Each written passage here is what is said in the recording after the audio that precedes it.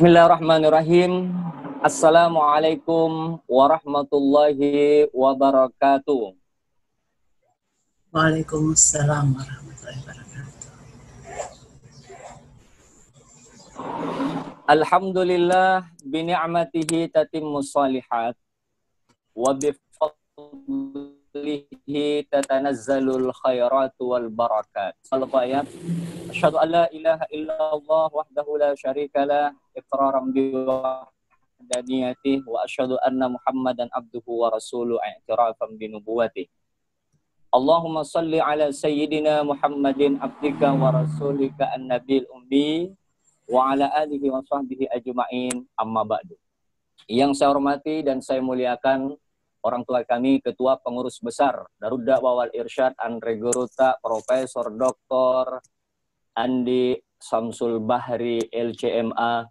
Yang saya hormati dan saya muliakan orang tua kami, pengurus daerah, Ketua Pengurus daerah DDI Kabupaten Wajo, Dr. Haji Yunus Syam MAG.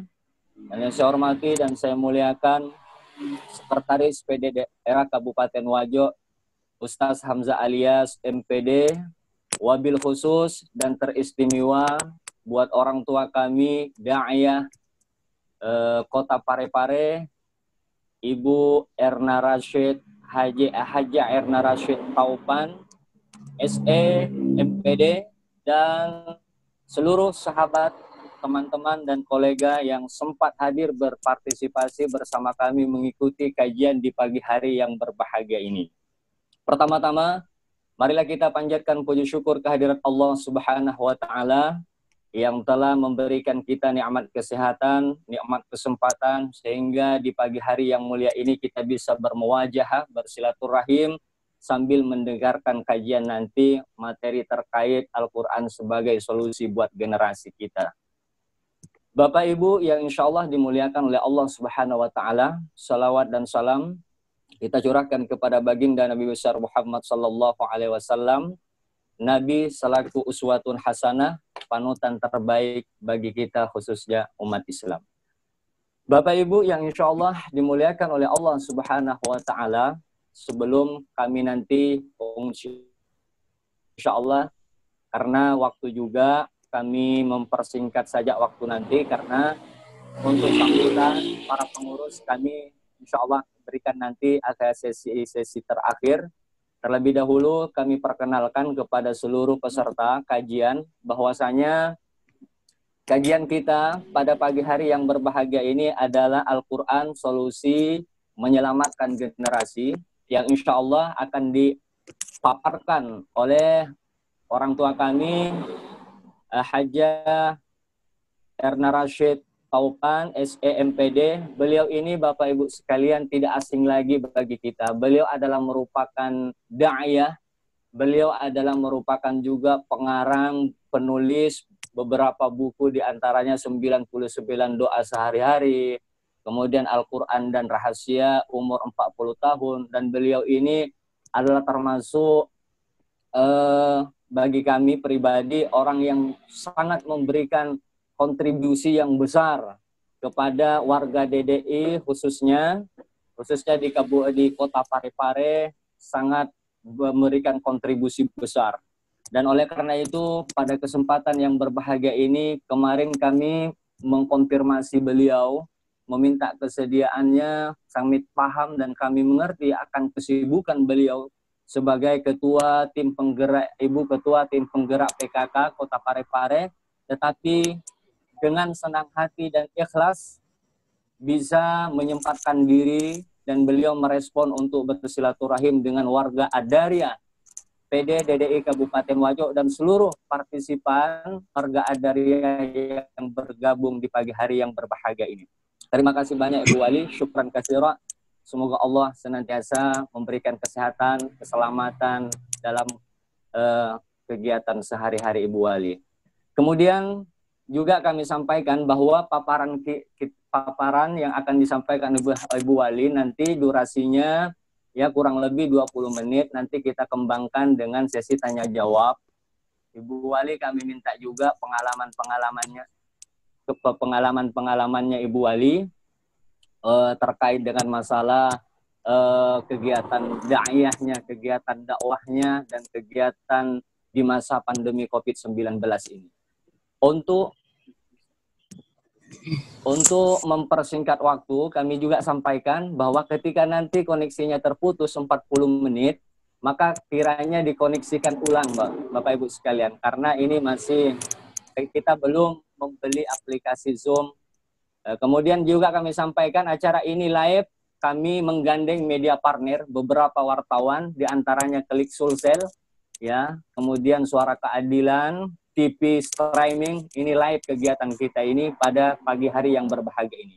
Baiklah Bapak Ibu sekalian, untuk mempersingkat waktu, kami persilahkan kepada Ibunda kami, Erna Rashid Taupan, SMPD, untuk memaparkan materinya. Al-an falyatafaddali mashkura. Terima kasih Ustaz. Bismillahirrahmanirrahim. Assalamualaikum warahmatullahi wabarakatuh. Waalaikumsalam warahmatullahi wabarakatuh. La ilaha illallah wahdahu la syarikalah, lahul mulku wa lahul hamdu, wa huwa ala kulli syai'in qadir. Subhanallah walhamdulillah wa la ilaha illallah, Allahu akbar, wa la haula wa la quwata illa billah aliyyil azim, rabbi gfirli. Alhamdulillah, segala puji bagi Allah subhanahu wa ta'ala bahwa pada pagi hari ini kita semua masih diberi nikmat kesehatan, kesempatan, terkhusus nikmat iman untuk bisa bersama-sama hadir di forum ini, FitCon. Walaupun kita tidak bertemu langsung, alhamdulillah dapat menyambung silaturahim lewat udara.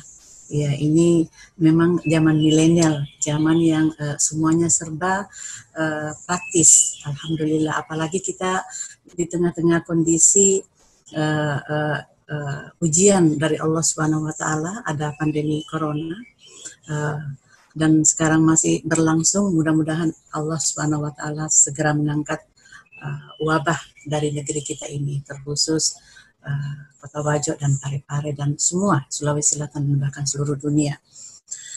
Tentunya tak lupa pula salam dan salawat kepada junjungan yang sama-sama kita cintai, yang sama-sama kita sayangi, sebaik-baik manusia, seutama pemimpin, Nabi yang mulia, Nabi besar Muhammad Sallallahu Alaihi Wasallam. Juga kepada keluarga beliau, para sahabat, dan orang-orang yang mengikuti sunnah beliau sampai akhir zaman. Pertama-tama yang saya hormati Bapak Andre Guruta, Ketua Pengurus Besar DDI, Bapak Profesor Kiai Haji Andi Syamsul Bahri Galigo LC. Yang saya hormati pula Ketua Pengurus Daerah DDI Kabupaten Wajo, Bapak Dr. Haji Yunus Syam MAG. Yang saya hormati juga Bapak Sekretaris Daerah Pengurus Daerah DDI Kabupaten Wajo. Yang saya hormati para peserta FitCon, baik dari warga DDI maupun dari daerah lain, termasuk tentunya saya lihat beberapa majelis taklim Kota Parepare, dan mungkin ada santri dari Wajo. Kemudian tidak lupa pula pada rekan saya Ustaz Subair yang mempercayakan kepada saya pada hari ini untuk mengisi acara Syawal yang diselenggarakan tentunya oleh pengurus PD DDI Kabupaten Wajo. Terima kasih Ustaz, saya diberi kesempatan untuk silaturahim. Iya Bu Wali, alhamdulillah. Alhamdulillah, baru saja kita melewati bulan yang sangat dimuliakan oleh Allah Subhanahu wa taala, di mana di dalam bulan ini ada satu malam yang nilainya sama dengan lebih 1000 bulan. Ya, jadi tentunya kita masih sangat merasakan kebahagiaan bertemu dengan bulan Ramadan kemarin, karena di dalam bulan inilah yang diistimewakan, inilah Allah berkenan menurunkan petunjuk kepada kita semua berupa suatu kitab yang sangat mulia dan salah satu mukjizat yang diberikan kepada Nabi kita, Nabi Muhammad Sallallahu Alaihi Wasallam. Ya, kata Al-Quran, A'udzubillahi minasyaitonirrajim. Syahrul Ramadan alladzi unzila fihil Qur'an hudal linnasi wa bayyinatin minal huda wal furqan. Jadi di dalam bulan Ramadan lah Al-Quran ini diturunkan dan itu tidak ada keraguan di dalamnya. Ya, kemudian untuk apa? Sebagai petunjuk bagi kita semua.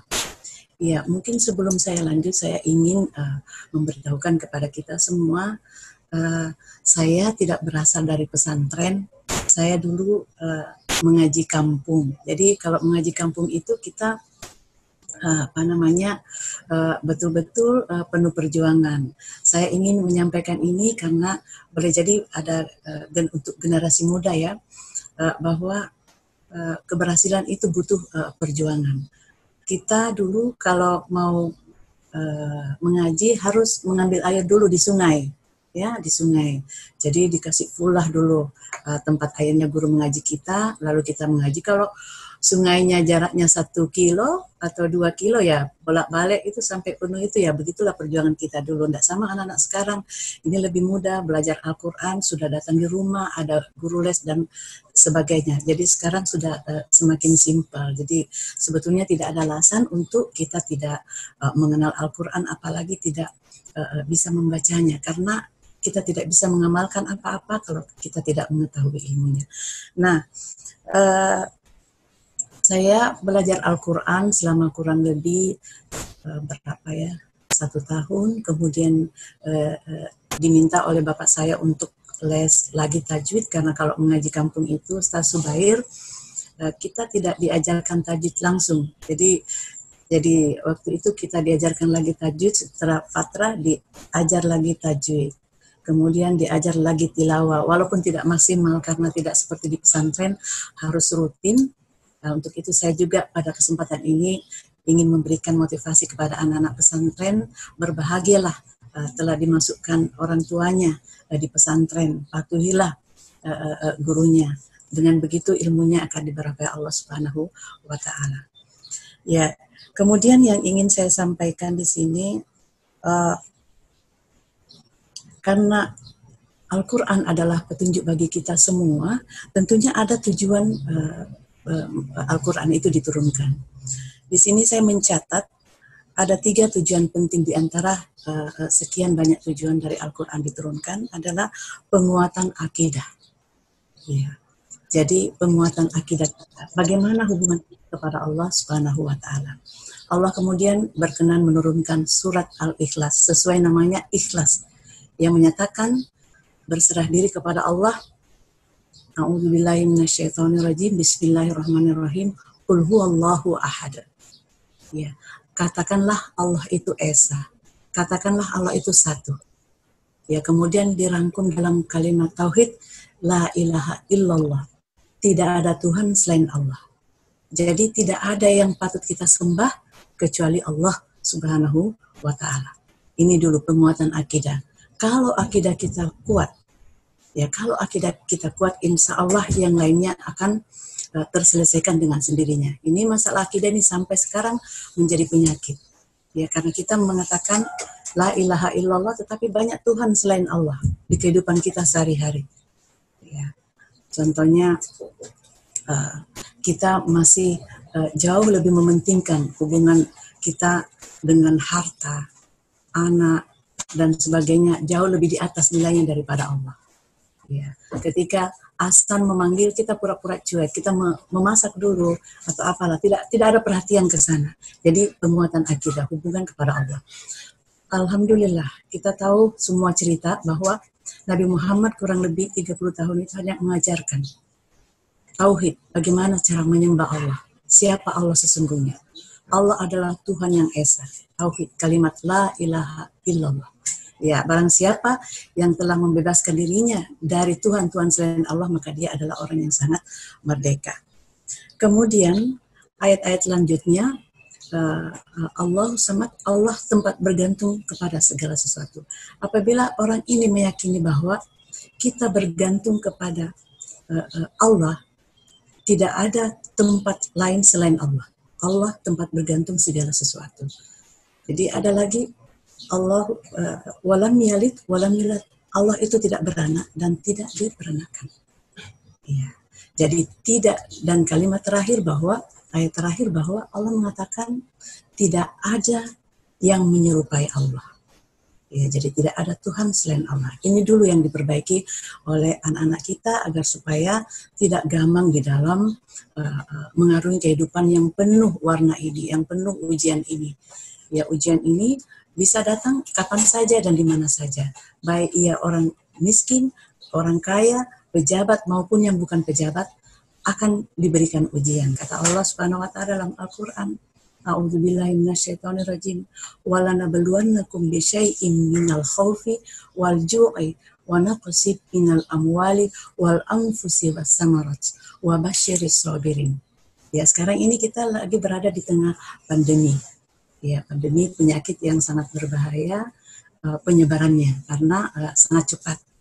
Ya, bagaimana kita menghadapi ini? Kalau kita tidak ada Al-Quran, maka pastilah kita akan gelisah, resah. Wajar kita gelisah sekarang, wajar kita resah, tetapi karena kita ada Al-Quran, kita kembalikan kepada Al-Quran. Ternyata Allah mengatakan dalam Al-Quran, sungguh kami akan memuji engkau dengan sedikit ketakutan. Wah, kata Allah ini, baru sedikit ini ketakutan yang kita hadapi. Bagaimana ketakutan selanjutnya? Ketakutan yang sebenarnya itu, ya ketika kita menghadap pada Allah Subhanahu wa taala, apa akhir kita ketika kita mati, itulah yang harus kita pikirkan mulai sekarang. Ya, jadi itulah poin kedua yang saya ingin sampaikan. Apa isi pentingnya Al-Quran diturunkan? Akidah. Kemudian petunjuk tata cara pelaksanaan ibadah. Jadi Al-Quran itu turun berupa teori, kemudian dipraktekkan langsung oleh baginda Rasulullah Muhammad Sallallahu Alaihi Wasallam. Ya, beliau adalah uswatun hasanah. Jadi wajib kita mengikuti beliau karena tidak ada yang diterima amalan kita kalau tidak mengikuti sunnah Rasulullah Muhammad Sallallahu Alaihi Wasallam. Kemudian apalagi? Yaitu memperbaiki akhlak. Ya, contoh yang sangat real yang merupakan sejarah bagi umat Islam ada pada diri Rasulullah Muhammad Sallallahu Alaihi Wasallam. Jadi Rasulullah adalah satu tokoh, ya, bahkan oleh Michael Hart, salah satu penulis buku yang bukan Islam, tetapi beliau menyusun suatu buku yang mana menempatkan Rasulullah sebagai orang yang paling berpengaruh di seluruh dunia. Apa yang membuat beliau berpengaruh di seluruh dunia? Karena akhlak beliau.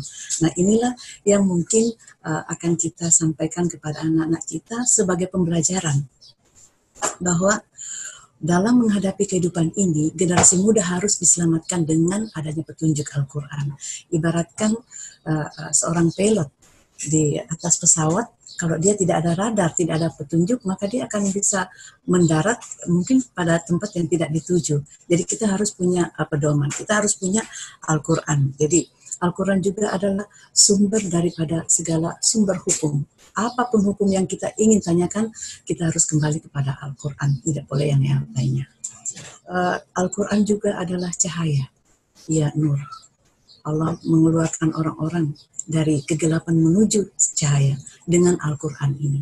Banyak manfaat Al-Quran yang memang harus kita sosialisasikan kepada anak-anak kita, anak-anak muda, agar mereka menjadi generasi-generasi yang tangguh, generasi-generasi yang akan meneruskan perjuangan pada orang-orang yang sebelum kita. Nanti kalau kita sudah tiada, kita akan mempercayakan kepada generasi kita. Nah, mulai sekarang anak-anak kita itu sudah harus dipersiapkan, dan landasan kita, pedoman kita, petunjuk kita adalah Al-Quranul Karim. Ya, ini adalah ayat-ayat cinta dari Allah Subhanahu wa taala yang sangat luar biasa, yang tidak akan kita temukan di kitab manapun. Umat Islam harus yakin itu agar supaya kita harus betul-betul istiqomah, kemudian mempercayai, karena Al-Quran Allah sendiri. Pernah saya ditanya seperti ini, Ibu, yakinkah Ibu bahwa Al-Quran yang Ibu pegang ini adalah memang dari Allah Subhanahu wa taala? Terus terang waktu itu saya tidak bisa menjawab secara rinci, ya, karena memang saya tidak ahli di dalam situ, tetapi alhamdulillah saya dapat di dalam ayat kedua Al-Baqarah, Allah mengatakan auzubillahi minasyaitonirrajim, dzalikal kitabu la raiba fihi hudal lil muttaqin. Ya, inilah kitab yang tidak ada keraguan di dalamnya. Jadi saya waktu itu menjawab, saya hanya bisa menjawab bahwa Allah sendiri mengatakan, berfirman dalam Al-Quran bahwa inilah kitab yang tidak ada keraguan di dalamnya. Lalu beliau itu menyampaikan kepada saya, apa dasarnya? Lalu beliau mengeluarkan ayat-ayat Al-Quran juga. Jadi saya tinggal menjawab waktu itu, walaupun dilarang kita berdebat, saya mengatakan bahwa kenapa Bapak mengambil dalil Al-Quran kalau tidak mempercayai juga ini satu ayat ini? Iya, jadi seperti itu waktu itu. Jadi inilah pentingnya supaya kita belajar ya sampai ke liang lahat sekalipun, karena kita ini orang yang tidak berilmu. Kemudian ada dasarnya juga bahwa Al-Quran kita tidak boleh ragukan kebenarannya ketika Allah mengatakan auzubillahi minasyaitonirrajim wa in kuntum fi raibin mimma nazzalna ala abdina fa'tu bi suratin min misli. Allah menantang orang-orang yang meragukan kebenaran Al-Quran yang diturunkan kepada hambanya Nabi Muhammad sallallahu alaihi wasallam. Jika kamu ragu tentang hal ini, maka datangkanlah satu surat saja yang seperti ini. Ya, Allah menantang para penyair, para tukang sihir waktu itu yang mengatakan bahwa Al-Quran ini hanya perkataan dusta dari Nabi Muhammad SAW. Ya, ancamannya adalah api neraka yang bahan bakarnya adalah kayu dan manusia, seperti itu. Kemudian yang ingin saya sampaikan lagi bahwa ada beberapa kisah dalam Al-Quran khusus generasi muda, karena para nabi ini diuji pada saat-saat mereka memang masih muda. Ya, kita mencatat seperti Nabi Ismail yang bisa kita jadikan contoh adalah orang-orang yang sangat patuh kepada ayahandanya. Bayangkan Nabi Ismail itu setelah berpisah sejak bayi dari ayahandanya, kemudian beliau bertemu kembali antara Nabi Ibrahim ayahanda beliau dengan Ismail. Tiba-tiba ada perintah Allah. Perintahnya apa? Perintahnya untuk menyembelih beliau lewat mimpi. Wahai Ismail, sesungguhnya aku ada melihat dalam mimpi seperti ini. Lalu apa kata Ismail waktu itu? Wahai Allah, ya, wahai bapakku, wahai ayah, kalau itu perintah Allah, lakukanlah. Sesungguhnya engkau akan mendapati aku orang yang bersabar. Ya, ini keluarga yang wajib menjadi panutan bagi kita semua adalah keluarga Ibrahim, sangat taat kepada Allah. Walau apapun perintah Allah, segera dilaksanakan tanpa berpikir. Kemudian ada lagi kisah yang bisa diambil pelajaran dari anak-anak muda generasi bangsa agar tidak ditiru. Kan'an, ya, adalah anak dari Nabi Nuh. Anak Nabi Nuh itu pada detik-detik terakhir kedua kakaknya, pada saat Allah ingin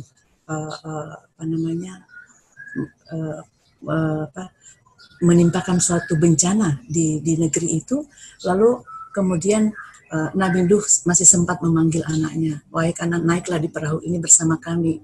Tapi karena kesombongannya, karena kebandelannya, maka Kanan tidak mau. Dia mengatakan, saya akan lari ke atas gunung. Belum lagi selesai seperti itu, maka digulunglah oleh air bah. Seperti itu kisah-kisah yang ada di dalam Al-Quran, sehingga memang para generasi muda harus menjadikan Al-Quran menjadi dasar bagi kita semua untuk berpegang teguh, untuk menjadikannya hukum, untuk menjadikannya hudan atau petunjuk di dalam di dalam menghadapi situasi yang memang tidak menentu. Saya yakin semua orang tua pada saat ini kebingungan, juga bingung karena kita berada kemungkinan di zaman yang sangat penuh fitnah yang besar, karena kita mengajar Al-Quran, kemudian lingkungan tidak mendukung, ya akhirnya lama-lama anak-anak kita akan menjadi bingung. Dibutuhkan doa, dibutuhkan tetap Al-Quran. Kita tidak boleh putus asa, terus bergerak. Mudah-mudahan nanti pada sesi tanya jawab kita sharing, mungkin ada yang ditambahkan oleh Andri Lurutna, oleh host sendiri sekaitan dengan bagaimana tema kita hari ini ada Al-Quran solusi menyelamatkan generasi muda. Tidak ada lain kecuali Al-Quran. Di sini saya sudah menyampaikan tadi beberapa.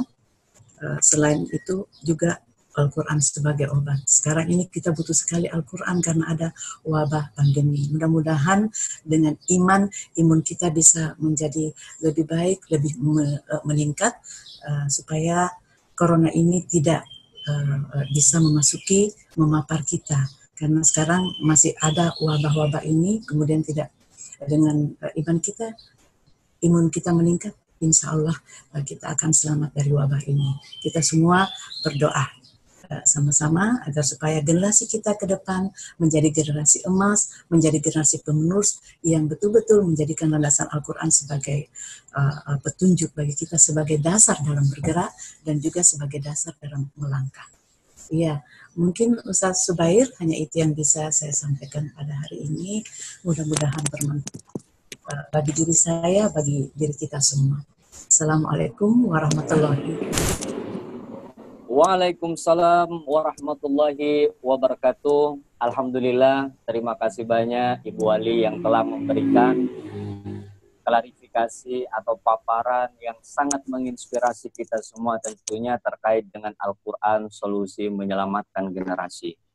Kami sampaikan kepada para seluruh peserta, sebelum nanti memberikan pertanyaan atau respon, kami harapkan ya terlebih dahulu kami prioritaskan dulu ini yang bertanya lewat chat ya kepada Ibu Wali. Sifatnya mungkin ini curhat atau bagaimana, saya bacakan saja, nanti Bu Wali langsung tanggapi. Assalamualaikum warahmatullahi wabarakatuh. Terima kasih banyak kami telah bisa join berpartisipasi dalam acara kajian PD DDI Kabupaten Wajo, terutama bisa menyimak lewat streaming di akun Klik Sulsel terkait dengan materi Ibu Erna Rashid Taupan SCMPD. Pertanyaan saya, kenapa sih Ibu Wali begitu semangat, begitu ambisius untuk mengikuti kegiatan keagamaan, dan saya kira ini amat sangat cocok bagi kaum hawa sebagai contoh.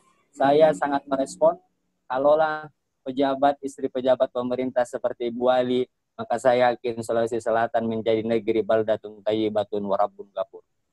Yang kedua, bagaimana sih pengalaman Ibu Wali saat memasuki ranah politik? Saya kagum, mudah-mudahan Ibu Wali tetap semangat untuk maju ke depan menjadi pemimpin umat. Saya respect Ibu Wali sebagai contoh ketika Ibu Wali memasuki dunia politik. Mohon pengalamannya Ibu Wali. Al-Anfal dari Masyura, kami silahkan Ibu Wali untuk memberikan jawaban. Walaupun nanti kalau koneksinya mati, saya harapkan Ibu Wali untuk menyambungkan ulang termasuk partisipan. Ini tinggal 7 menit lagi. Al-Anfal dari Masyura. Ya, baik, terima kasih Ustaz Subair. Kita ini semua adalah khalifah, minimal khalifah bagi diri kita sendiri. Ananda tadi siapa namanya, Ustaz Subair? Namanya tadi? Iya. Ananda Irfan. Ananda Firfan. Irfan, Ya. Irfan Ibu Wali. Ananda Irfan. Ananda Irfan. Pertanyaan yang baik sekali bahwa setiap kita manusia ini ada tugas yang telah ditetapkan oleh Allah Subhanahu wa taala. Ketika saya mendapati diri saya lebih cenderung mempelajari ilmu-ilmu agama, kemudian memudahkan saya juga sempat menghafal Al-Quran sedikit. Kemudian waktu itu teman-teman tetangga saya di Makassar, mereka bilang, ibu kalau bisa mending di masjid biar bisa semua dengar. Seperti itu awalnya. Saya sebetulnya tidak pede, Ustaz. Iya, karena saya tidak dari pesantren, tidak ada dasar yang kuat. Tetapi saya ingat bahwa mungkin inilah kita waktunya menyampaikan walau satu ayat saja. Siapa tahu saya ditanyai nanti di hari akhirat, karena ada jemaah yang minta tapi tidak mau menjelaskan seperti itu. Jadi sedikit seperti itu. Kemudian pertanyaan kedua, pengalaman waktu menjadi caleg. Ini juga takdir, karena ini tidak pernah terpikirkan sebelumnya bahwa saya akan terjun di dunia politik. Dulu saya menganggap politik itu seperti apa ya. Ya, jadi karena tidak paham juga saya ikut, namun alhamdulillah karena ada Al-Quran, kemudian pengalaman saya yang paling membuat saya berpikir ini betul-betul ujian ketika banyak juga orang yang mau dibeli. Iya, mau dibeli dalam suaranya. Saya bilang saya tidak usah jadi karena apa namanya, yang menyogok dan disogok itu ya sama-sama di neraka. Ya, itu pelajaran dari agama. Jadi saya alhamdulillah berpegang teguh pada semua itu. Kalah dan menang bukan menjadi masalah buat kita semua, karena ini adalah ujian bagi kita. Orang itu diuji macam-macam, ada dengan kemiskinan, ada dengan kekayaan, ada dengan jabatan. Nah, mudah-mudahan dengan adanya Al-Quran kita punya petunjuk. Kita punya petunjuk bahwa ini boleh dilakukan dan ini tidak boleh dilakukan. Ya, seperti itu saya rasa, Ananda. Jawaban saya mengapa saya bersemangat, karena mungkin saya ditugaskan oleh Allah Subhanahu wa taala. Kalau kita menentang itu, bagaimana mungkin, karena sudah dimudahkan dengan ilmu itu, kemudian kita tidak mau membagi kepada orang lain. Ya. Oke, terima kasih Ibu Wali atas klarifikasinya, paparannya saya kira sangat detail sekali. Kemudian kami ingin menyapa warga kami Adaria, termasuk partisipan bisa raisen kalau ingin bertanya ya. Karena kita ini ada host ya, bisa raisen kalau ingin bertanya atau bisa langsung chat. Kami ingin menyapa warga Adaria kami, pimpinan Pondok Pesantren Rahmatul Asri Enrekang. Assalamualaikum Ustaz Amir. Waalaikumsalam warahmatullahi wabarakatuh. Ya, kami persilakan Ustaz Amir untuk menyapa sekaligus jika ada respon positif. Al-an falyatafaddal masykuran. Assalamualaikum warahmatullahi wabarakatuh. Waalaikumsalam. Waalaikumsalam. Terima kasih sebelumnya atas kesempatan yang diberikan. Saya bersyukur kepada Allah Subhanahu wa taala bisa mengerti materi dari Ibu yang luar biasa. Tadi di bagian pertama Ibu menjelaskan bahwa untuk generasi kita tanamkanlah akidah. Butuh penjelasan, barangkali pencerahan selanjutnya dari Ibu, kira-kira trik-trik apa yang bisa kita lakukan sesuai dengan job masing-masing di tengah canggihnya teknologi, kehidupan yang serba mapan. Kira-kira bagaimana menyaingi ini semua? Orang akrab dengan HP-nya dan lain-lain yang bisa saja kalau kita tidak bisa mengontrol kita. Tentu yang lebih menarik adalah yang bisa saja menjauhkan dari akidah. Kira-kira menurut Ibu trik-trik apa yang bisa kita lakukan sesuai dengan job kita masing-masing, Ibu di pemerintahan, kami di lembaga pendidikan dan seterusnya, termasuk ibu-ibu di rumah. Barangkali kami bisa minta penjelasan berikutnya dari Ibu. Terima kasih. Wassalamualaikum warahmatullahi wabarakatuh. Waalaikumsalam warahmatullahi wabarakatuh.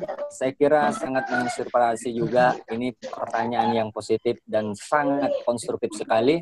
Apa trik-trik di era globalisasi, apalagi memasuki zaman 4.0, 4.0, Ibu Wali, sesuai dengan job description kita masing-masing. Kami persilahkan Ibu Wali untuk memberikan komentar. Ya, baik. Tidak ada jalan lain, semua mulai dari guru, Pak siapa tadi dari Enrekang, terima kasih pertanyaannya, Ustadz. Jadi kita semua ini harus bersatu, mulai dari guru, harus kerjasama yang baik, mulai dari guru, kemudian orang tua, kemudian juga pemerintah, penting sekali satu bahasa. Iya. apalah artinya kita sebagai misalnya ibu rumah tangga yang melarang ini anak-anak kita, atau yang membatasi anak-anak kita untuk tidak keluar malam, tetapi teman-teman yang lain boleh berkeliaran. Jadi ini memang keresahan bagi semua kita, bagi orang tua kita. Alhamdulillah, saya ingin menyampaikan sedikit bahwa di Parepare ini ada Majelis Anak Soleh yang mana kami bekerja sama dengan Dinas Pendidikan, ya, PKK Popia 1 bekerja sama dengan Dinas Pendidikan, bekerja sama dengan BKFP, kemudian masuk di sekolah dan meminta kepada para kepala sekolah agar supaya di sekolah, di masing-masing sekolah itu ada Majelis Anak Soleh, dan program paling utamanya adalah anak-anak literasi Al-Quran sebelum memasuki pelajaran umum, ya, agar supaya ketika otak anak-anak kita masih bersih, Al-Quran dulu lah yang masuk, seperti itu maksud saya kemarin untuk program ini. Itu program unggulan, karena kalau misalnya anak-anak kita dari pagi sampai sore dengan les-les segala macam, kemudian pulang ke rumah terus disuruh mengaji, saya rasa tidak maksimal. Jadi kita harus mengakali bagaimana agar supaya pas masih segar otaknya, Al-Quran dulu yang masuk, pelajaran-pelajaran yang baik seperti itu. Kemudian setelah itu, alhamdulillah respon dari ibu-ibu juga karena sudah tidak terlalu susah. Begitupun dengan yang lainnya. Misalnya ada peraturan di rumah kita masing-masing, dilarang pegang HP dan sebagainya, tapi walaupun itu susah sekali, tapi mungkin ada pembatasan bagi anak-anak kita yang masih kecil-kecil, karena anak-anak kita belum bisa membedakan ya mana yang benar, mana yang salah. Lain halnya kalau mereka sudah dewasa, kita sudah tidak bisa lagi memperlakukan mereka seperti anak-anak kecil. Jadi sudah ada petunjuk bagi dia. Insya Allah kita berdoa kepada Allah Subhanahu Wa Taala agar supaya anak-anak kita yang sudah terlanjur besar, terlanjur paham, karena kalau kita mau mengambil HP-nya mungkin antara orang tua dengan anak-anak bisa saling bergesekan. Jadi kita harus bijak dalam hal ini, Pak. Jadi harus bersatu, mulai dari guru, mulai dari orang tua, guru, kemudian juga pemerintah harus satu kata, agar supaya lingkungan juga di luar bisa mendukung apa-apa yang telah kita berikan kepada anak-anak kita. Karena seberapa hebat pun kita memberikan pengajaran kepada anak kita, tapi lingkungan itu tidak mendukung, itu tidak akan bisa maksimal. Apalagi seperti tadi Pak Ustadz bilang, bagaimana menghadapi ini, karena sekarang sudah ada alat-alat telekomunikasi memang lebih canggih, dan anak-anak kita berguru, kita pun berguru sekarang di Google, Pak, ya.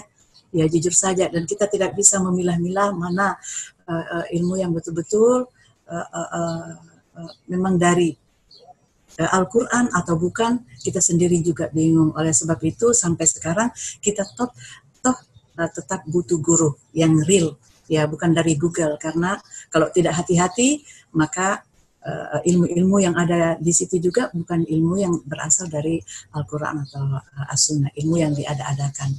Jadi seperti itu barangkali Pak solusinya, trik-triknya. Kita boleh trik sendiri dalam keluarga, tetapi ada situasi yang lebih memungkinkan kita untuk maksimal dengan anak-anak kita. Generasi kita adalah lingkungan diperbaiki, agar supaya bisa mendukung ilmu yang kita sampaikan. Dan tentunya tidak lupa pula teladan mungkin, ya. Ya, sekarang ini mungkin ya, yang paling kurang itu adalah contoh.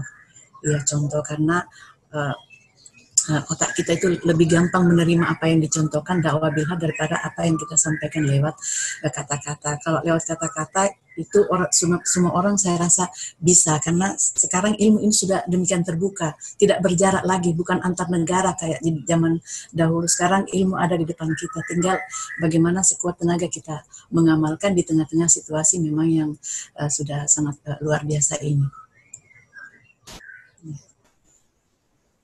Oke, terima kasih Ibu Wali yang telah memberikan paparan terkait dengan masalah trik-trik apa yang mesti kita lakukan dalam menyikapi perkembangan dunia IT, yang agar nantinya anak kita tidak terkontaminasi dengan virus-virus yang negatif yang dapat merusak karakter generasi bangsa ini. Kemudian kalau tadi kami Bapak Ibu sekalian menyapa warga kita, teman kita, kolega kita, sahabat kita di Enrekang, kami menyapa yang di Jenik Pongko, Bulukumba, ada Bapak pengawas di situ Kementerian Agama, Ustadz Musbaheri. Kami persilakan kalau ada ingin menyapa atau ada sesuatu yang ingin dikonsultasikan atau dikonfirmasikan dengan pemateri kita Ibu Wali. Al-an falyatafadhal masykuran.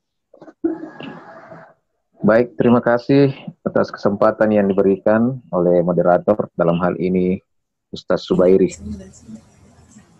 Yang kami hormati Ibu narasumber pada kajian hari ini, sekaligus beliau adalah Ibu Ketua Dharma Wanita Kota Parepare, sekaligus beliau adalah seorang penulis. Ya, alhamdulillah hari ini kita mendapatkan pencerahan lagi.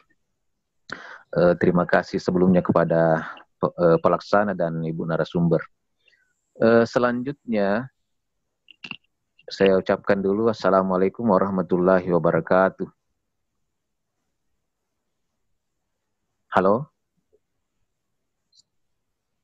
Halo? Lanjut pun didengar suara. Oh iya.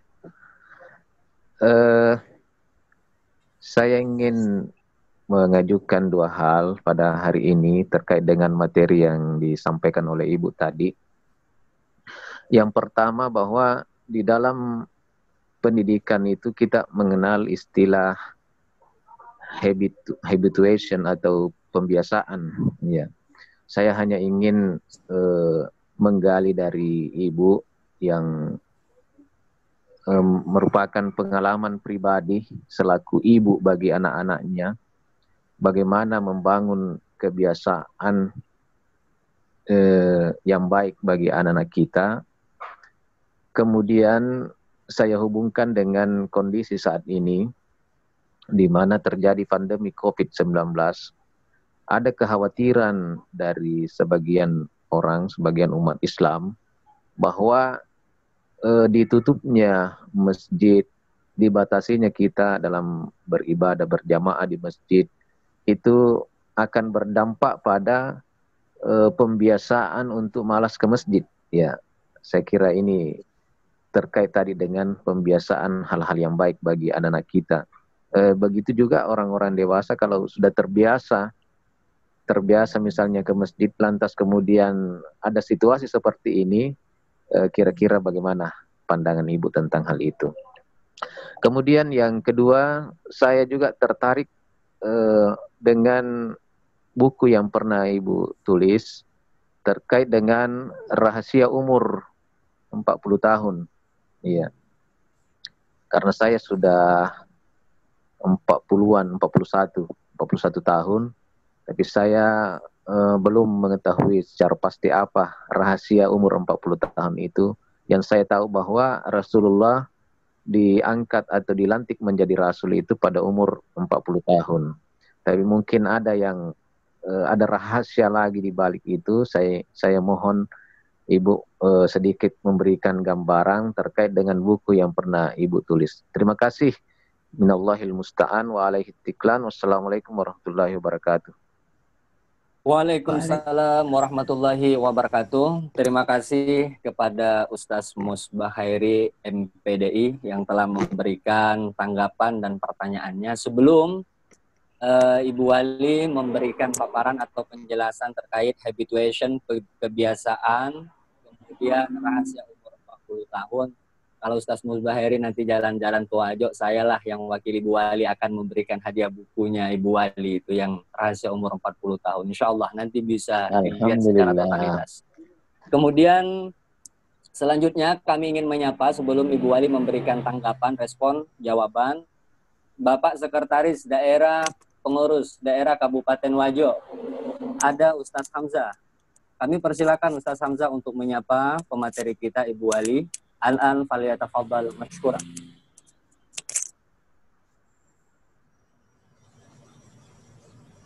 Bismillahirrahmanirrahim. Assalamualaikum warahmatullahi wabarakatuh. Waalaikumsalam. Bismillahirrahmanirrahim. Alhamdulillahirabbil alamin.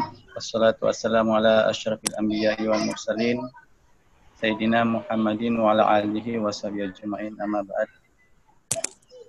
Yang kami hormati, yang kami muliakan, banggakan Ibunda Ibu Wali. Alhamdulillah kita sempat bermuajahah meskipun dalam kondisi virtual seperti ini, Ibu Wali. Semoga sehat selalu bersama keluarga.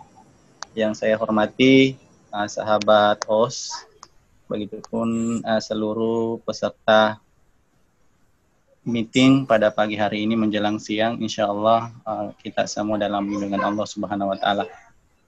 Baik, dalam kesempatan yang penuh berkah ini, kembali kami atas nama pengurus daerah Darul Da'wah Irsyad Kabupaten Wajo ingin mengaturkan apresiasi yang setinggi-tingginya atas event atau acara yang kita lakukan pada kesempatan ini meskipun dalam virtual, akan tetapi saya pikir tidak mengurangi nilai ketika kita bermuajahah langsung. Ya, kemudian karena pada kesempatan ini mungkin Ayahanda Ketua juga belum sempat bergabung, akan tetapi kami selaku sekretaris mengaturkan banyak terima kasih atas partisipasinya semua. Mudah-mudahan apa yang kita lakukan pada pagi hari ini insya Allah penuh berkah dan kita bisa mendapatkan berkah dari ilmu yang di-share oleh Ibunda Wali kita. Baik, pada kesempatan ini saya tidak mau membiarkan waktu yang berharga bagi saya bersama Ibu Wali. Saya juga ingin sekedar sharing atau mungkin ada minta pencerahan, mohon pencerahannya Ibu Wali sebagai penulis juga terkait dengan yang disampaikan tadi Ustadz Musbahairi. Ada kaitannya juga yang ingin saya lanjutkan, bahwa ada tantangan baru pada saat ini, yaitu dengan adanya apa yang dikatakan tadi bahwa ada kebiasaan yang baru, bahwa kita itu jarang ke masjid. Jangan sampai ini khawatirnya bahwa itu bisa menjadi pembiasaan. Kalaupun dikatakan work from home atau apakah kitanya di rumah, itu tidak menjamin semua. Kita saja yang notabene-nya sebagai tenaga edukasi atau tenaga pendidik, mungkin banyak di antara kita kewalahan mengantisipasi anak-anak kita. Jelas-jelas kita sendiri yang punya anak, akan tetapi kewalahan dalam mendidik anak kita sendiri. Itu tidak bisa dipungkiri karena dalam psikologi perkembangan itu ada memang hal-hal perbedaan ketika orang tuanya sendiri yang menghadapi dengan gurunya sendiri.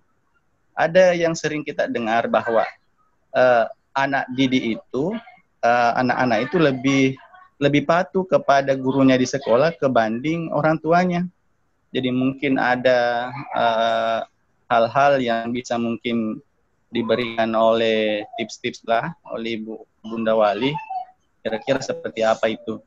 Yang selanjutnya, saya ingin hubungkan bahwa kemarin banyak yang berteriak-teriak, banyak yang berkuar-kuar untuk segera membuka masjid karena ingin sholat jamaah segera dilakukan di masjid.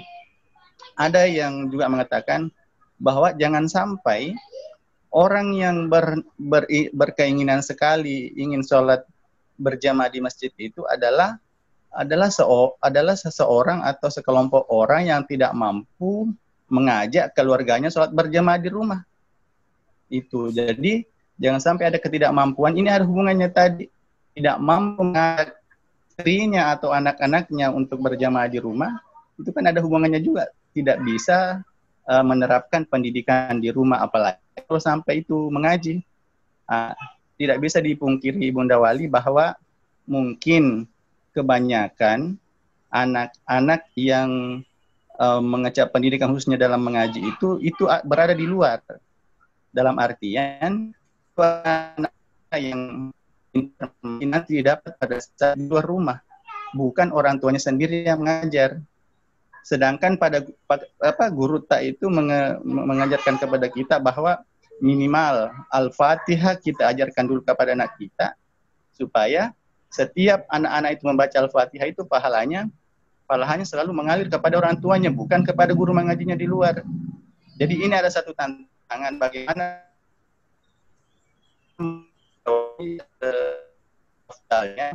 orang tua yang mengajarkan anak-anak untuk membaca Al-Quran itu, kita carikan TPA atau TPK di luar.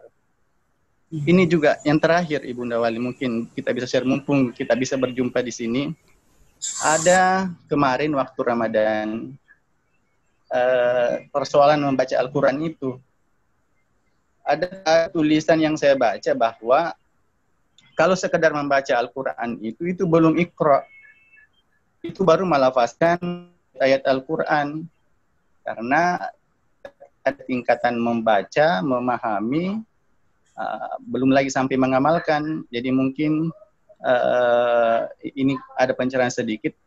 Katakanlah kami sebagai orang awam ketika ada statement seperti itu, jangan sampai melemahkan semangat kita untuk membaca Al-Quran, bahwa membaca Al-Quran kamu hanya melafalkan itu, kamu hanya melafalkan bacaan-bacaan Al-Quran, tapi kamu belum sempat mengetahui artinya, belum memahami, apalagi sampai mengamalkan. Jadi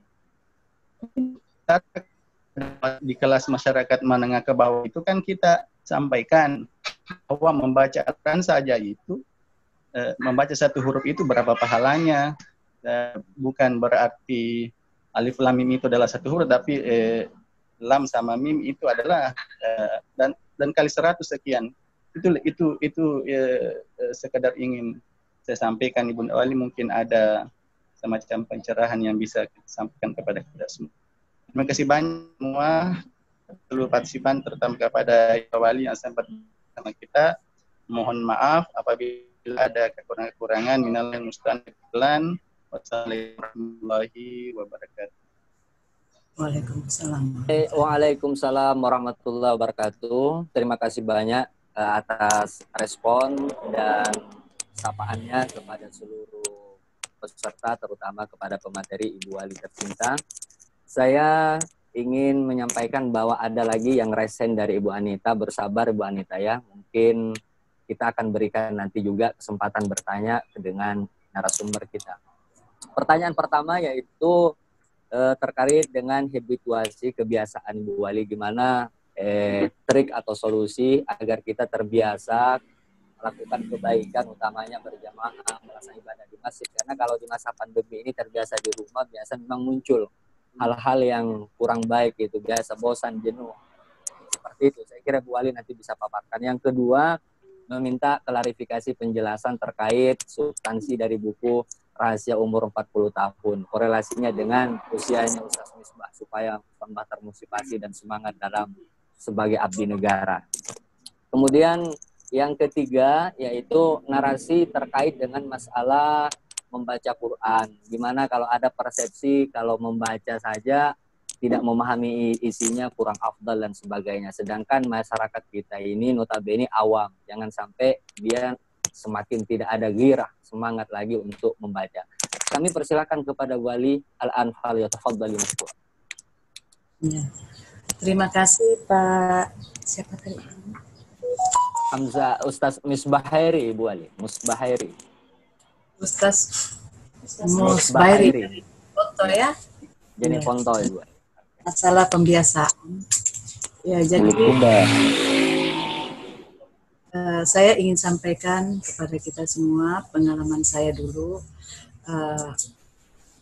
Ketika kita sangat malas atau orang Bugis bilang mau kutu-kutu pergi mengaji, maka bapak saya pernah suatu saat mengancam bahwa kalau kalian ini malas mengaji, lebih bagus kalian berhenti sekolah. Itu kata bapak saya waktu itu. Jadi memang dari kecil kita sering diancam karena bapak saya itu adalah tentara militer, bahkan ya tidak sedikit adik-adik saya itu yang pernah merasakan sabetan koper rem itu, yang besi ikat pinggang tentara itu kalau kita tidak mengaji. Dan ancaman terakhir bahwa kalau kalian terus-terus begini maka kalian berhenti saja sekolah. Bayangkan. Jadi di pikiran saya waktu itu apa ini Al-Quran, sehingga sekolah pun tidak penting dibandingkan Al-Quran. Akhirnya mulai dari situ kebiasaan ini mengaji, belajar terus menerus karena kita bilang ini sesuatu yang penting karena orang tua kita mengatakan lebih bagus berhenti sekolah. Nah, bagaimana caranya membiasakan ini? Memang harus wajib dimulai dari orang tua terutama ibu, karena ibulah yang selalu berada di dekat anak-anak kita. Sambil kita berdoa agar supaya anak-anak kita tentunya diberi petunjuk oleh Allah Subhanahu wa Ta'ala. Jadi pembiasaan itu memang sangat perlu. Ada pepatah mengatakan Allah bisa karena biasa. Iya, jadi kalau tidak biasa nanti umur-umur sekian baru kita mau teriak-teriak minta dia mengaji, itu sudah sangat susah. Memang harus dari kecil supaya mereka memandang ini hal yang biasa, bukan lagi suatu beban. Kalau sudah terbiasa kita membaca Al-Quran, ya seperti itu. Jadi pertanyaan lanjutannya tadi lagi mengenai rahasia umur 40 tahun. Saya juga merahasiakannya sekarang. Nanti dibagikan bukunya saja, Pak, ya. Diberikan bukunya karena umur katanya orang sebetulnya itu sangat produktivitas pada saat umur 40 tahun. Umur dimulai pada saat karir dimulai pada saat itu. Ya, beberapa ilmuwan yang telah meneliti itu di otak kita dan sesuai dengan Al-Quran. Nanti lebih lengkapnya dibaca saja di dalam buku itu, Pak, ya. Ya, jadi supaya lebih lengkap. Kalau saya di sini nanti terpotong-potong karena ini banyak pertanyaan, Pak. Nanti bukunya, Pak, lewat Pak Subair. Ya. Betul, siap. Kemudian tadi pertanyaan selanjutnya dari Ustaz Hamzah. Hamzah Alias, ya Ustaz Hamzah. Jadi apa tadi, yang mana tadi ini? Terkait dengan baik membaca Ibu Wali tanpa memahami makna, nanti mengurangi semangat orang awam kalau semuanya tahu tafsirnya dan sebagainya. Jadinya itu mungkin Pak Ustaz Hamzah Tabe, sebaiknya kita memberikan kelompok-kelompok. Jadi kalau orang awam mungkin kita tidak boleh memberitahu bahwa kalau kita tidak tahu artinya maka percuma kita belajar Al-Quran. Nanti kalau kita sampaikan begitu langsung dia putus asa karena ada dalilnya, karena Al-Quran ini adalah mujizat, ya. Al-Quran itu adalah mujizat Allah Subhanahu wa Ta'ala, ada keistimewaannya. Keistimewaan pada saat kita membaca itu sudah pahala. Mau tahu atau tidak, artinya mendengarkan saja itu sudah pahala. Itu mungkin disampaikan sedikit demi sedikit kepada orang-orang awam ini agar supaya dia tetap rajin membaca Al-Quran, karena orang yang membaca Al-Quran di dalam rumah kita itu dia tahu atau tidak artinya secara tidak langsung terus surat Al-Baqarah itu bisa mengeluarkan hal-hal yang tidak baik yang ada di dalam rumah kita. Orang yang tidak dibacakan Al-Quran dalam rumahnya sama dengan rumah itu tidak ada penghuninya. Ya, seperti itu. Jadi nanti yang menguasai di situ adalah setan, yang menguasai itu adalah jin-jin yang bisa mengganggu kita. Seandainya tidak ada orang yang membaca Al-Quran. Nah, dari sini kalau kita menyampaikan mungkin orang-orang awam, dia akan semangat. Oh, ternyata gunanya Al-Quran sangat banyak, walaupun kita belum mengetahui artinya. Tetapi untuk kelas-kelas tertentu, memang kita wajib menyampaikan bahwa Al-Quran itu bukan sekedar dipelajari, tetapi sebaiknya kita paham artinya. Saya dulu di tetangga saya, pada waktu arisan ada seorang ibu yang mengajak, ayo kita belajar terjemahan. Jadi terjemahan kita belajar 6 tahun sama Kiai Said Samad, kita belajar 1 minggu sekali. Insya Allah tetap bisa. Walaupun kalau umur-umur seperti kita sudah loading, tetapi ya semangat saja karena ilmu itu sampai ke liang lahat, ya, mulai dari buayan sampai ke liang lahat. Ya, jadi itu Pak Ustaz Hamzah. Bagaimana sedihnya kita orang tua lebih patuh daripada guru daripada orang tua. Ya, ini hal yang sangat biasa, karena kenapa? Kalau anak-anak kita sehari-hari kan melihat kita, ya, melihat jeleknya kita, melihat baiknya kita. Nah, kalau di gurunya itu kan sangat terbatas pengetahuan anak kita tentang gurunya. Ya, bukan berarti orang tua itu tidak bisa diteladani sehingga anak kita lari ke guru. Memang seperti itu. Manusia itu selalu mengidolakan orang yang dia tidak terlalu kenal. hanya mungkin melihat dari jauh, lalu mengedulakan, lalu membuat suatu image di dalam hati bahwa orang ini sempurna, padahal tidak ada orang yang sempurna. Kita melihat perbandingannya tadi, sama-sama anak Nabi, yang satu anak Nabi Ibrahim Ismail, yang satu anak Nabi Nuh, yang satunya durhaka, yang satunya menjadi anak soleh. Dua-dua Nabi. Jadi saya hanya ingin memberikan kepada kita semua, kepada diri saya, yang penting kita sudah berusaha, berdoa, nasib anak-anak kita Allah yang menunjukkan.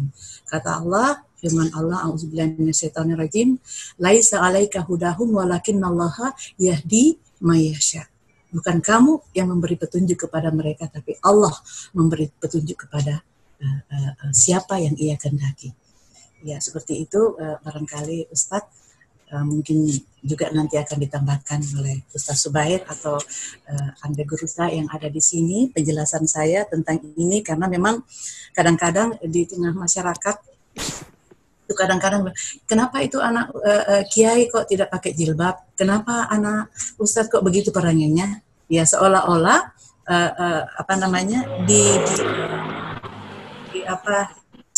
orang tuanya lah yang menjadi salah, ya misalnya. Padahal ini kita ada kisah bahwa kita ini berangkat dengan sendiri kita nantinya, tidak ada lagi penolong. Pada saat ini kita bisa saling memberikan semangat, memberikan nasihat mungkin, tetapi pada saat nanti hari akhir sudah tidak bisa lagi. Tetapi Allah sudah memberikan patokan kepada kita bahwa Dialah yang memberikan petunjuk. Jadi kamu jangan bersedih. Itu pesannya Allah Subhanahu wa Ta'ala kepada kita semua. Ya, mungkin ada lagi sambungannya tadi pertanyaannya, Ustadz. Ya, ini bagaimana pandemi ini dengan adanya pemberlakuan tidak salat di masjid ya, ya bisa menjadikan kita malas lagi. Ini bisa saja terjadi, tetapi saya pikir barangkali yang seperti ini mungkin selama ini ke masjid dia merasa sudah menjadi kebiasaan saja, sehingga tidak mau menerima lagi bahwa ada suatu situasi yang memungkinkan, yang bukan lagi memungkinkan, mengharuskan kita harus tetap berada di rumah. Dan itu disampaikan MUI itu tidak main-main juga. Orang kasih keluar lembaga seperti itu mengeluarkan suatu himbauan, itu bukan main-main. Ya, saya pikir bukan main-main. Jadi jangan sampai ada provokasi, kemudian kita digiring untuk hal-hal yang kita tidak inginkan bersama. Jadi kalaupun memang tidak bisa berjamaah di masjid, bisa berjamaah di rumah. Iya, ada alasan uzur. Jangankan itu, Pak, hujan lebat saja, ya itu bisa menjadikan uzur untuk kita tidak ke masjid. Kalau membuat kita malas mungkin tidak, mungkin bagus juga supaya rindu-rindu kita dengan masjid, karena biasa juga terbuka lebar masjid. Saya biasa singgah juga kalau dari Makassar sholat itu sedikit sekali. Mungkin Allah memberi pelajaran sama kita ini. Bagaimana kalau saya tutup masjid saya, nanti kamu rindu baru kamu datang ke semua. Mudah-mudahan hikmahnya begini, Pak. Orang yang tadinya malas ke masjid akhirnya rajin, karena dia bilang, wah nanti siapa tahu Allah menutup lagi masjidnya. Seperti itu, Pak ya. Ya, selalu ada hikmah di balik semua peristiwa, Pak. Iya, barangkali sudah selesai semua jawaban saya, Pak. Iya, Ibu Wali, terima kasih. Kami sampaikan bahwa sesungguhnya Bapak Ibu sekalian peserta kajian kita ini cukup luar biasa. Ibu Wali memberikan jawaban dan tanggapan yang positif bagi kita semua. Semoga ini menjadi pencerahan. Saya lihat di sini ada juga kakanda kami, Dr. Muhammad Idris Parepare, Bu Wali. Sempat join juga. Terima kasih. Mata'anallah bituli hayatik wa nafa'ana bi'ulumik. Dr. Idris. Kemudian ada dari peserta partisipan, kami juga ucapkan selamat berpartisipasi, join untuk ibu-ibu Majelis Taklim Kota Parepare. Saya sampaikan Bapak Ibu sekalian bahwa orang tua kami, Ibu Wali ini sudah melonceng program yaitu programnya yang sudah dilonceng untuk Kota Parepare, One House, One Quran. Ini boleh kita ikuti di Wajo, nanti kita akan sosialisasikan. Jadi One House, One Quran. Jadi satu rumah, satu Al-Quran. Luar biasa Ibu Wali. Semoga ini berberkah buat masyarakat Kota Parepare dan bisa dicontoh nanti di Kabupaten Wajo. Kita sampaikan kepada pemerintah. Kemudian kurang lebih 1.200 Al-Quran yang sudah disalurkan semua. Ini adalah hal yang amat sangat luar biasa. Bukan cuma cerita, tapi ini adalah merupakan sebuah data valid, sebuah fakta, realita.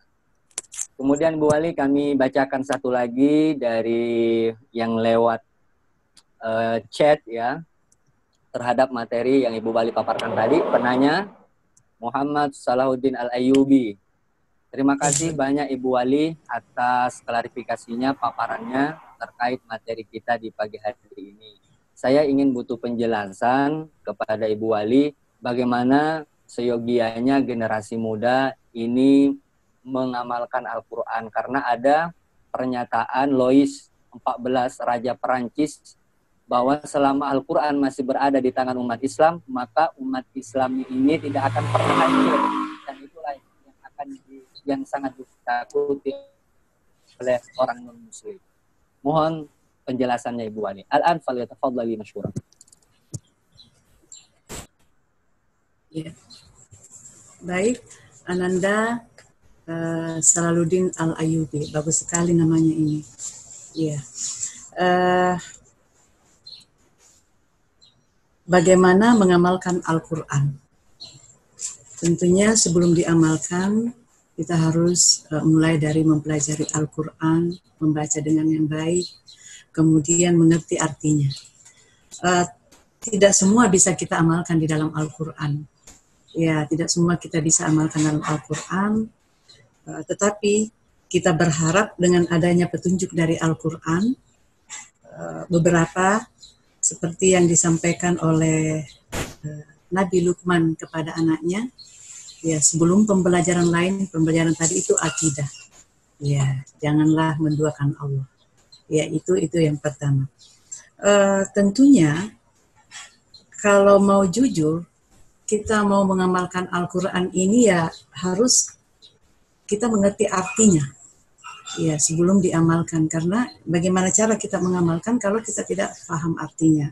Sekarang ini banyak sekali Al-Quran tafsir, tetapi itu kita harus komunikasikan dengan guru juga, jangan sampai kita salah tafsir. Ya, karena yang ada itu biasanya terjemahan, terus bermacam-macam tafsir. Kalau kita tidak ada guru, maka tidak ada yang memberikan kepada kita masukan apa maksud sesungguhnya daripada pesan-pesan dalam Al-Quran itu. Kemudian kita istiqomah, ya, setiap hari dengan Al-Quran, tiada hari tanpa Al-Quran. Nah, semoga Allah memberikan kepada kita di hati-hati kita itu petunjuk. Jangan sampai kita menjadi orang yang khatamallahu ala qulubihim wa ala sam'ihim wa ala absarihim ghishawah wa lahum azabun alim. Jangan sampai Allah telah menyegel hati-hati kita. Iya. Nah, ini ada hati kita disegel oleh Allah kalau sudah begitu, na'udzubillah min dzalik. Jadi pertama-tama niat ikhlas lillahi ta'ala, ya, kemudian mempelajari Al-Quran dengan sungguh-sungguh, ya, kemudian mengamalkannya. Itu saya rasa Ananda, mudah-mudahan kita semua mampu dengan di situasi penuh fitnah ini yang kita tidak tahu lagi pada siapa kita harus bertanya. Semua sekarang luar biasa ujiannya. Semoga pahalanya jauh lebih besar dibandingkan zaman-zaman yang lainnya, karena kita memang menghadapi situasi yang sangat luar biasa, Ananda. Ya, jangan khawatir. Memang tadi ada disampaikan bahwa sepanjang Al-Quran ini masih ada di tangan umat Islam, maka umat Islam akan tetap berjaya. Begitu ya kurang lebihnya pertanyaannya tadi. Jadi memang karena Al-Quran ini adalah satu-satunya kitab yang tetap dipelihara. Allah sendiri yang akan memelihara Al-Quran ini sampai hari kiamat. Jadi Al-Quran itu tidak akan berkurang ataupun tidak akan bertambah. Allah akan memelihara. Allah berjanji untuk itu. Ya, Ananda. Jadi yakinlah la raiba fihi hudal lil muttaqin. Ya, jadi yakinlah bahwa Al-Quran ini tidak perlu kita ragukan. Kalau ini membekas di dalam hati kita, maka kita akan insya Allah akan memudahkan untuk segera mengamalkannya. Terima Ya. kasih banyak Ibu Wali terkait dengan masalah pertanyaan-pertanyaan dari beberapa peserta dan partisipan. Kami ucapkan terima kasih banyak. Kami minta kepada Ibu Wali untuk acara sesi terakhir ini memberikan closing statement-nya. Tafadhal, Ibu. Alhamdulillah, terima kasih kepada semua yang sempat hadir, juga kepada Andre Guruta. Saya sampaikan kembali di sini Ketua Pengurus Besar DDI Profesor Bapak Kiai Haji Andi Samsul Bahri Galigo LC, kemudian juga saya hormati Ketua Pengurus Daerah DDI Kabupaten Wajo Dr. H. Yusuf Sam MAG, juga ada Sekretaris Daerah Pengurus Daerah DDI Kabupaten Wajo, juga para peserta FIKON, baik dari warga DDI maupun dari daerah lain, ada dari Jenek Punto, ada dari Enrekang, ada dari Pare-Pare tentunya, Ustaz Idris ada di sini, ternyata sudah bergabung, Pak Dokter, terima kasih. Sekretaris, beliau adalah Sekretaris MUI Pare-Pare, dan semua yang hadir juga rekan-rekan anak-anak santri yang ada di sini. Marilah kita jadikan bulan yang baru lewat ini sebagai suatu pegangan yang kuat agar supaya kita tetap istiqomah dengan Al-Quran, tetap mempelajari Al-Quran sampai kita betul-betul paham, sampai kita betul-betul bisa mengamalkan apa semampu kita, apa yang kita bisa amalkan dalam Al-Quran. 1, 2 kita bisa amalkan, begitu hebatnya Al-Quran, sehingga walaupun Al-Fatihah itu saja kita amalkan, insya Allah kita akan selamat. Al-Ikhlas saja kita amalkan, insya Allah kita akan selamat. Karena Al-Quran itu sangat luar biasa. Itulah mujizatnya Al-Quran. Ya. Jadi saya hanya ingin menyampaikan kepada kita semua bahwa mudah-mudahan pertemuan kita pada hari ini ibadah oleh Allah Subhanahu wa taala dan diberkahi Allah Subhanahu wa taala agar kita semua sampai ke tujuan, sampai berjumpa dengan Allah dalam keadaan Allah ridho kepada kita dan kita pun ridho kepada Allah Subhanahu wa taala. Radhiyallahu anhu wa radu'an. Ya, itu yang kita harapkan semua dengan pertemuan kita pada hari ini, Ustaz Subair, dan juga kepada Bapak yang sempat hadir, juga Ibu-Ibu. Terima kasih banyak. Assalamualaikum warahmatullahi wabarakatuh. Waalaikumsalam warahmatullahi wabarakatuh. Terima kasih banyak Ibu Wali yang telah meluangkan waktunya bersama dengan warga Ajaria dan seluruh partisipan, baik yang ada di Kabupaten Wajo, di Pare-Pare, Kota Pare-Pare, Jenik Ponto, Enrekang, dan Makassar. Kami ucapkan terima kasih banyak telah bergabung bersama kami. Semoga pertemuan kita ini diridhai dan mendapatkan berkah dari Allah Subhanahu wa taala. Kami senantiasa mendoakan orang tua kami Ibu Wali yang senantiasa memperjuangkan agama Allah dan senantiasa menabur pesan-pesan Rabbani bagi masyarakat khususnya Kota Pare-Pare diberikan kesehatan dan selalu mendapatkan ma'unah pertolongan dari Allah Subhanahu wa taala. Terima kasih banyak sekali lagi kami ucapkan kepada seluruh partisipan peserta. Dengan berakhirnya acara ini, seluruh khilaf salah kami ucapkan permohonan maaf yang sebesar-besarnya. Dan di akhir kata kami ucapkan minallahil musta'an wal istiqlan. Assalamualaikum warahmatullahi wabarakatuh.